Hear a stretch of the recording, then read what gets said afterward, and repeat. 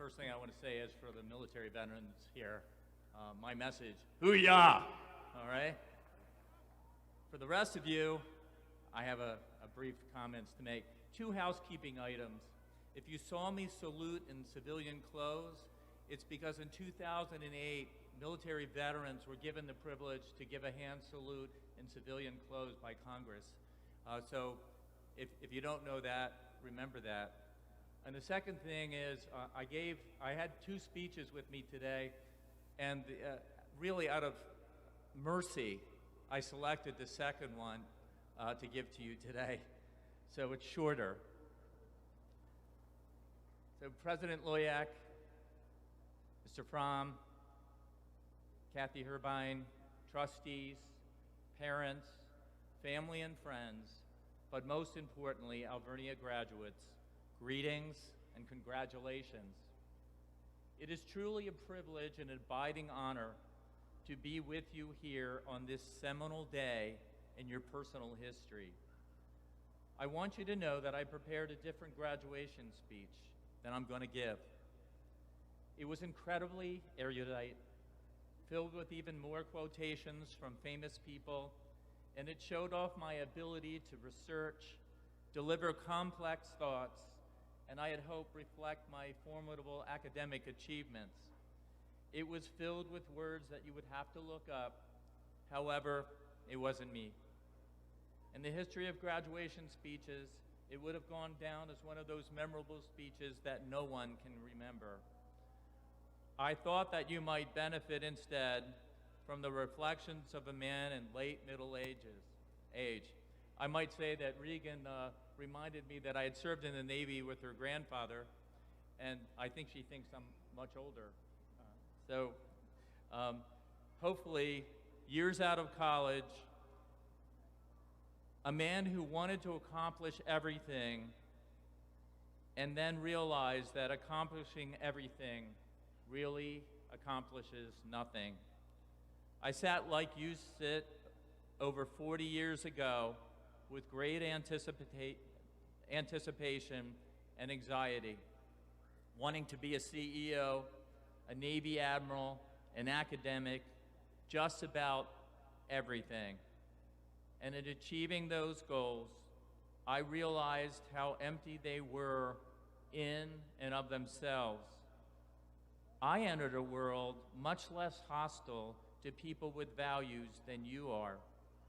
I got caught up in the achievement lie, believing that I had to accomplish every goal in the smorgasbord of life. What I forgot is God has already achieved all we need, and it is there for the asking. Simone Weil, the French philosopher, said that belonging is probably the most important yet least understood desire of the human soul. When you go forth today, equipped with your degrees, you're not supposed to save the world. That's already been done. You must first save yourself, your family, and your community. That is why Alvernia is such an important part of your formation. The Reading Scholars Program, the Reading College Town, all demonstrate a desire to engage with the diverse community where you live. The only way to save the world is to save the world around you. My remarks today will focus on a few essential beliefs that I hold and have held, reinforced by years of trial, personal disasters, and sanctification. I am blessed to be a secular Franciscan, and so Alvernia's core values of service, humility, peacemaking, contemplation, and collegiality are essential to my being, and I hope yours as well. I want to focus on service, but we'll also quickly cover the other 4. I contend that you are lovingly dangerous as you go out into the world today after graduation. You have developed as critical thinkers over the past few years, and you can use your values as a prism to success. I would contend that if success were solely measured in financial terms, wealthy people would be much happier than they are. But because you hold a set of values that are different than the world that you go out into, you have to have the strength of resolve to help shape the communities in which you live. St. Francis of Assisi, the patron saint of Alvernia University, was a radical in every sense of the word. Let your actions speak for themselves. As peacemakers, we are called to bring a sense of hope, love, and equanimity to each situation by example. As St. Francis said, preach the gospel always, and if you must, speak. Contemplation is prayerful and intentional time spent in quiet solitude, discerning what life is trying to tell you about. Francis admonished us to go forth from gospel to life, life to gospel. So going forth today, commit yourself to contemplation, taking time every day to reflect before you speak. Finally, collegiality is that form of community that fosters a spirit of nurture and respect. But service, why is that so important? We are all called to a lifelong commitment to service. Our gifts and our talents belong to the great giver of gifts and talents. They are ours to manifest, but not to own. As I said, you were not told to save the world. That's already been done. You first and foremost are asked to be saved and to save your family, and thus be a light to your community. If everyone would focus on what they need to do to change in themselves, to support their families and their community, then there could be world peace.